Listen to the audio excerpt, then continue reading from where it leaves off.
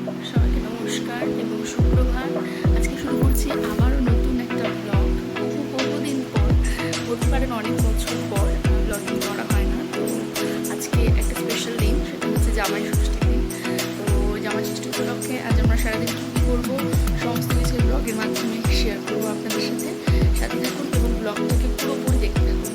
যারা এখনও চ্যানেলটা সাবস্ক্রাইব করেনি প্রত্যেককে রিকোয়েস্ট করবো চ্যানেলটাকে প্লিজ সাবস্ক্রাইব করে দিন, পাশে দেওয়া বেল আইকনটা প্রেস করে নিন, যাতে আমার সমস্ত আপডেট আপনারা খুব চটজলদি পেয়ে যান। তাহলে চলুন দিনটাকে স্টার্ট করি। আমি উঠে পড়েছি ঘুম থেকে এবং মোটামুটি সমস্ত কাজকর্ম সেরে ফেলেছি। আজ সারাদিন কী কী করবো দেখতে থাকুন। চলুন আপনাদের বাইরের ওয়েদারটা দেখাই। খুব সুন্দর একটা স্নিগ্ধ পরিবেশ হয়ে আছে। আবার টুকটুক করে ঘন ঘন বৃষ্টিও পড়ছে, আবার থামছে, আবার বৃষ্টি পড়ছে, এই চলছে সারাদিন। এখন শুধু ভাবছি বাড়িতে যাওয়ার সময় যেন ওয়েদারটা ঠিক থাকে, না হলেই সমস্যা। দু জায়গায় যাবো তো বাইকে করে যেতে খুব অসুবিধায় পড়বো, তা না হলে। আজ আমরা কী কী ড্রেস পোশাক পরবো চলুন আপনাদের সাথে শেয়ার করি। এই নীল রঙের পাঞ্জাবিটা কুমার পরবে, এটা আমার বড়দি ভাই ওকে দিয়েছিল। বড়দি ভাই কলকাতায় থাকে, তো খুব একটা আশা হয় না। বড়দি ভাই একদিন এসেছিল যখন নিয়ে এসেছিল। আর এই ইন্ডিগো প্রিন্টের কটন ম্যাটেরিয়ালসের শাড়িটা আমি পরবো। এটা আমার খুব পছন্দের একটা শাড়ি, কলকাতা থেকে কিনেছিলাম। তার সাথে এই ম্যাচিং করে কালার দেওয়া ব্লাউজটাও কিনেছি, একসাথে দুজনে ম্যাচ করে। সকালটা ন্যাচারালি আমার সেরকম কিছু কাজ থাকে না, ওই ঘর দুয়ারে গোছাগুছি পরিষ্কার পরিচ্ছন্ন কাজকর্ম সেরে একটু নিজেকে সময় দিতে বসি, কিছু বিজনেসের কাজকর্মগুলো কমপ্লিট করি, কিছু বাকি থাকলে সেটা করি, একটু টুকটাক করে জলখাবার খেয়ে নিই। সকালে আমি কিছু হেভি খাই না, একটা করে ফ্রুটস কিছু একটা খেয়ে নিই। কিন্তু আমার আবার জামাই ষষ্ঠীর একটা স্পেশাল পিৎজার অর্ডার করেছি, কিছু খাওয়া হয় না সেগুলোই, কিন্তু একটু গুছিয়ে নিলাম। বাড়িতে যাওয়ার সময় ন্যাচারালি আমার বিশেষ কিছু কসমেটিক্স নিয়ে যাওয়ার দরকার পড়ে না, কারণ বাড়িতে যা আছে ওগুলো আমারই জিনিস, আমি ব্যবহার করি। তো বিশেষ করে একটু সানস্ক্রিনটা নিয়ে যাব যদি দুপুরে বা বিকাল নাগাদ কোথাও বেরোই, তখন তার জন্য একটা কিছু সাপোর্ট আর কি। আর সব থেকে ইম্পর্টেন্ট যে জিনিসটা সেটা হচ্ছে ফোনের চার্জার, যেটা কুমার আর আমার দুজনেরই লাগবে। চলুন তাহলে রেডি হয়ে নিই ফটাফট। আর কী কী অর্নামেন্টস পরবো সেটাও একটু দেখিয়ে নিই। এটা আমার একটা ব্যাঙ্গেলস রয়েছে অক্সিডাইজের, এটাও কলকাতা থেকে নিয়েছিলাম, ভীষণ পছন্দের একটা ব্যাঙ্গেলস। এটা পিওরলি ব্ল্যাক পলিশের মধ্যে রয়েছে। আর তার সাথেই এবছর ডুয়ার্স থেকে একটা গিনির নেকলেস কিনেছিলাম, যেটাও অক্সিডাইজের ম্যাচ করা, ভীষণ পছন্দের। জানেন তো, একটু ঘুঙুর একটু গিনি, একটু ঘুঙুর একটু গিনি, খুব সুন্দর। চলুন তাহলে রেডি হয়ে নিই ঝটপট। আমি কিন্তু একদম স্নান করে চলে এসেছি, পুজো কমপ্লিট হয়ে গেছে, সমস্ত কিছু শেষ। তার সাথে নিজের টাচ আপ করা শুরু করে দিয়েছি, একটু ময়শ্চারাইজার অ্যাপ্লাই করে নিচ্ছি। এটা আমার খুব পছন্দের একটা ময়শ্চারাইজার, যেটা আমি বিগত 4-5 বছর থেকে ব্যবহার করছি। অনেকেই জানতে চেয়েছো, নাও তোমাদের আজকে রিপ্লাইটা দিয়ে দিলাম। এটা প্লামের অয়েল ফ্রি ময়শ্চারাইজার। এটা প্লামের ম্যাটিফাইং ময়শ্চারাইজারের একটা আপগ্রেডেড ভার্সন, যেটা ভীষণ সফট এবং লাইট ওয়েট। তোমরা তো নিশ্চিন্তে উইন্টার এবং সামারের দুটো সিজনেই এটা সব সময় ইউজ করতে পারো। সিঁদুরটা পরে নিচ্ছি ঠিকঠাক মতো।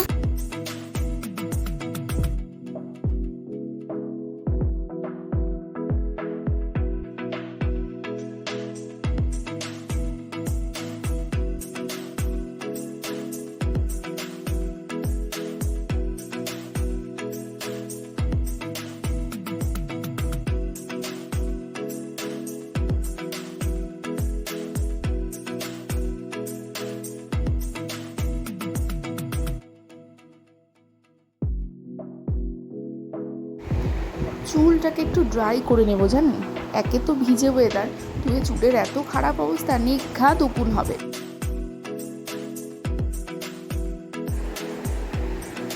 পরে নিয়েছি শাড়ি, চলে এসেছি আমার ফাইনাল লুকে। চলুন তাহলে লুকটা আপনাদের সাথে শেয়ার করি। এদিকে আমি শাড়িটাকে একটু ম্যানেজেবল করে নিচ্ছি। একে তো কটন ম্যাটেরিয়ালসের শাড়ি, তো ভীষণ সফট এবং সোভার একটা লুক প্রোভাইড করে। শাড়িটা নিজেও ভীষণ নরম, তাই এটাকে ম্যানেজ করা কোনো ব্যাপারই না। তবুও যেটা ম্যানেজ করতে কোনো সমস্যাই হয় না, সেটাই মানুষের পক্ষে আনম্যানেজেবল হয়ে যায়। তো ফার্স্টেই তোমরা জানো ময়শ্চারাইজার অ্যাপ্লাই করা ছিল আমার ফেসে। তারপরে আমি একটু প্লামের হাইব্রিড সানস্ক্রিন SPF 50++, যেটা আমি ইউজ করি অলওয়েজ, সেটা আমি একটু অ্যাপ্লাই করে নিচ্ছি আমার ফেসে এবং নেকে। তার সাথে কিন্তু হালকা টাচ আপের জন্য আমি ফুল কভারেজ মার্সের ফাউন্ডেশনটা ইউজ করে নিচ্ছি। শেড নাম্বারটা ভুলে গেছি, কেউ যদি জানতে চাও আমাকে পার্সোনালি মেসেজ করে আমি বলে দেবো। এটা ভীষণ হাই কভারেজ, এটা জাস্ট একটা পাম্পও লাগে না, 2-3টা ড্রপেই কমপ্লিট হয়ে যায় পুরো ফেসের কভারেজ। ভীষণ সুন্দর একটা কিন্তু কভারেজ।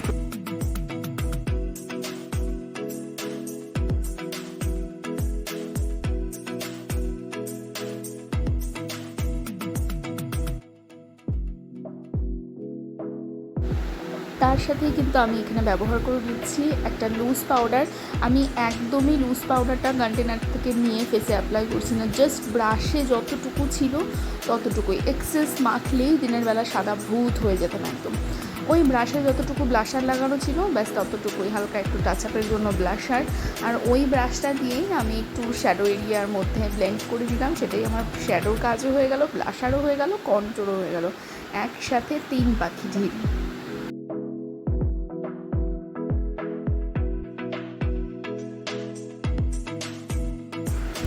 তার সাথে কিন্তু আমি এখানে কাজল করে নিচ্ছি। সকাল সকাল লাইনারটা ব্যবহার করব না, এটা আমার খুবই পছন্দের মোস্ট ডিমান্ডিং একটা ব্র্যান্ড তোমাদের সকলের, প্লামের একটা কাজল, যেটা আমি বিয়ের আগের থেকে ব্যবহার করি। ওরা প্রথমে আমাকে কাজলটা একটা গিফট হিসেবে দিয়েছিল, যেহেতু আমি সবসময় প্লামের প্রোডাক্ট পারচেস করতেই থাকি এবং ব্যবহার করি অলওয়েজ, তাই তো কাজলটা ইউজ করার পর আমি ফ্যান হয়ে গেছি কাজলটার। জাস্ট এত ভালো পিগমেন্টেশন এবং ভীষণ ওয়াটারপ্রুফ, অনেকক্ষণ লং লাস্টিং করে, 24 ঘন্টা তো আরামসে, কোনো ব্যাপারই না। তো তারপরে কিন্তু আমি লিপস্টিকটা অ্যাপ্লাই করে নিয়েছি। আমি 3টে শেড মিক্স করে পরেছি, সো কেউ শেড নাম্বার জিজ্ঞেস করো না, আমি এক্স্যাক্ট বলতে পারবো না। 3টে শেড কিন্তু মিক্স করে আমি লিপস্টিক পরে নিয়েছি। তবে লাস্টে আমি বলতে পারবো এটা সুগারের একটা লিপস্টিক শেড। আমি শিলিগুড়িতে গিয়েছিলাম লাস্ট দীপাবলিতে যখন, তখন তোমাদের দাদা আমাকে কিনে দিয়েছিল। এটা আমার খুব খুব খুব প্রিয় একটা লিপস্টিক সুগারের। এটা আমি কিন্তু একদম মিড লিপে অ্যাপ্লাই করে নিয়েছি, সাইডটা কিন্তু ডার্ক রয়েছে, সো একটা লিপ লাইনারের কাজও হয়ে গেল। এই যে বললাম একসাথে ঢিল 3 পাখি। তার সাথে কিন্তু এখানে আমি ব্রেসলেটটা পরে নিলাম এবং জুয়েলারিগুলো সমস্ত কিছু পরে নেব।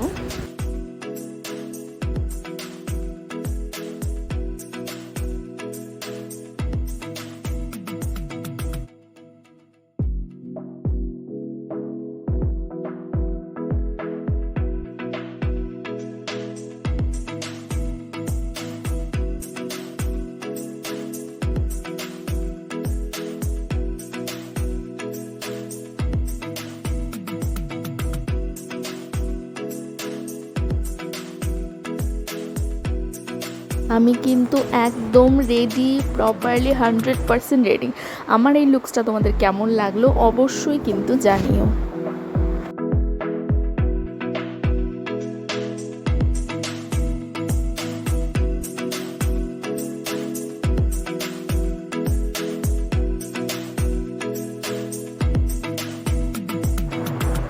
এদিকে তোমাদের দাদাও কিন্তু রেডি হয়ে গেছে। ওই যে বলেছিলাম বর্দি ভাই নীল রঙের পাঞ্জাবিটা পরেছে, এটাও খুব একটা পরে না, একদম চকচকা নতুনই রয়েছে, তো ভাবলাম এবার পরুক, কারণ একদম এই পাঞ্জাবিটাও পরে না, সবসময় হলুদটাই পরে, ওটা যেহেতু নরম তাই ওটা পরতে চায়। চলুন আমাদের দুজনকে কেমন লাগছে জানান। এখানে কিন্তু প্রথমেই আমরা আমাদের শাশুড়ি মায়ের কাছ থেকে, আমার শাশুড়ি মায়ের কাছ থেকে মানে তোমাদের দাদার মায়ের কাছ থেকে আমরা ষষ্ঠীর জল নিয়ে নিচ্ছি।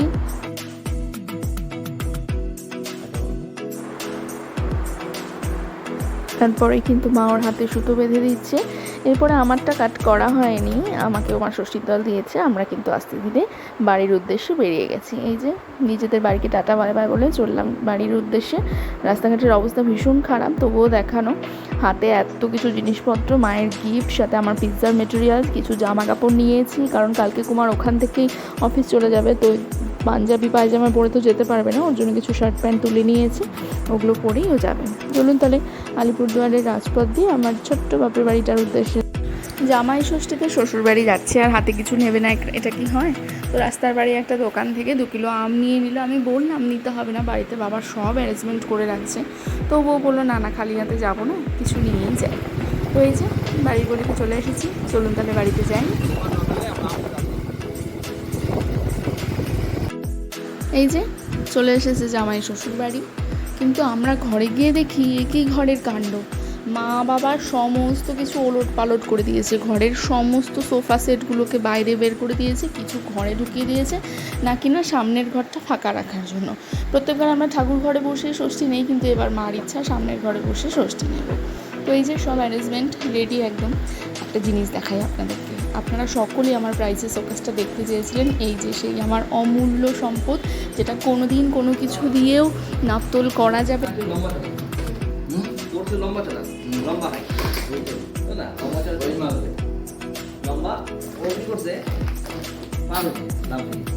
আর বাড়ির লোকটা একটু মানে শর্ট, মানে কি শর্ট না, বাবার মতো লম্বা, ধরো আমার থেকে লম্বা, বাবার মতো লম্বা লাভ মারছে। গল্পগুজবের পরে মা শুরু করে দিল ষষ্ঠীর পর্ব। প্রথমেই কুমারকে দেবে, তারপর আমার বোনকে দেয়, তারপর আমি নিই। তো আমারটা শ্যুট করা হয়নি, কুমারের আর বোনদেরটাই আপনাদের সাথে শেয়ার করবো। কুমারকে মা আশীর্বাদ দিচ্ছে।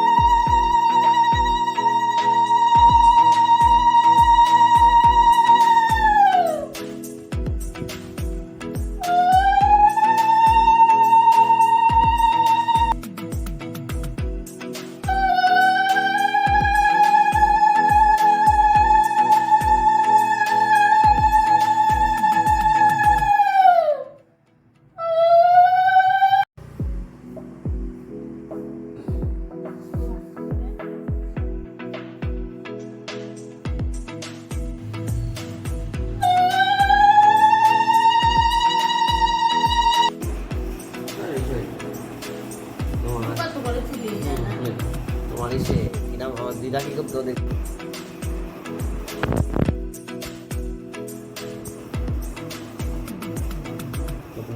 না, সুন্দর মা বুঝে।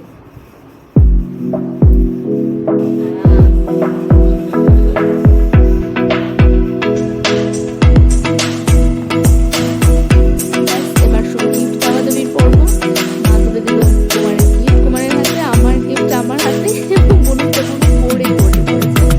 তারপরে মায়ের গিফট আগিয়ে দেওয়া হয়েছে, বাবার জন্য একটা কিছু কিনেছিল সেটাও বাবার হাতে তুলে দেওয়া হলো। এই যে আমাদের সমস্ত অ্যারেঞ্জমেন্ট সব কিছু রেডি, রান্নাবাড়ি খাওয়া দাওয়া। আমিও টুকটাক এসে মাকে একটু হেল্প করেছিলাম, মা একা হাতে অতটা করতে কষ্ট হয় বলুন। তো ব্যাস, জামাই এবার বসবে খেতে। আজকে কী কী অ্যারেঞ্জমেন্ট, খুব হালকা অ্যারেঞ্জমেন্ট আপনাদের সাথে শেয়ার করি। কুমার খুব একটা খাদ্যরসিক নয়, কিন্তু রকম রকম খাবার খেতে ভালোবাসে। খুব যে বেশি কোয়ান্টিটিতে খাবে, অনেক খাবে, এরকম ও একদমই নয়। তো ওর জন্য হালকা পাতলা অ্যারেঞ্জমেন্ট, ও যেগুলো ভালোবাসে ওগুলোই রান্না করা। তো জামাই কেমন লাগছে শ্বশুরবাড়ি জামাই ষষ্ঠী?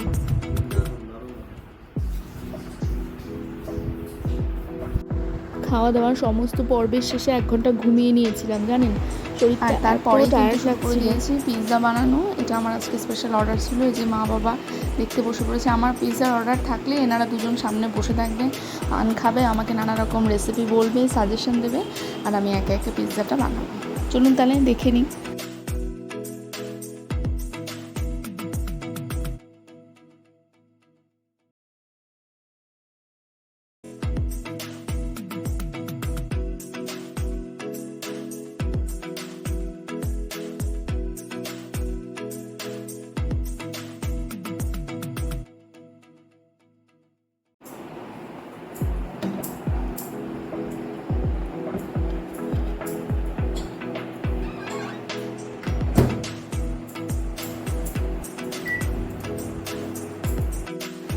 আর এদিকে এই যে জামাইয়ের সন্ধ্যার টিফিন দিয়ে আমরা কিন্তু জামাইকে বসিয়ে দিয়েছি। আছে অল্প করে মেয়োনিজ এবং তার সাথে রয়েছে কিন্তু ক্রিসপি চিকেন। এটা আজকে সন্ধ্যার প্রথম টিফিন, আরও কিন্তু একটা বাকি আছে। জামাইকে খাইয়ে আজকে পাগল করে দেওয়ার উপশম। এই যে সন্ধ্যার দ্বিতীয় টিফিন, লুচি আর আলুর দম মা দিচ্ছে রাত্রি 8টার সময়। জানি না কুমার ভাত খাবে কখন।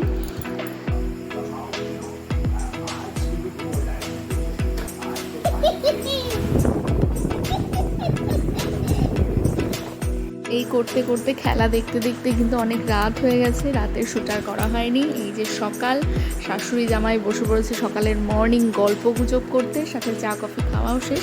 এবার কিন্তু কুমার রেডি হয়ে বেরিয়ে যাবে। জামাই ষষ্ঠীর ব্লগটা কেমন লাগলো অবশ্যই জানাবেন।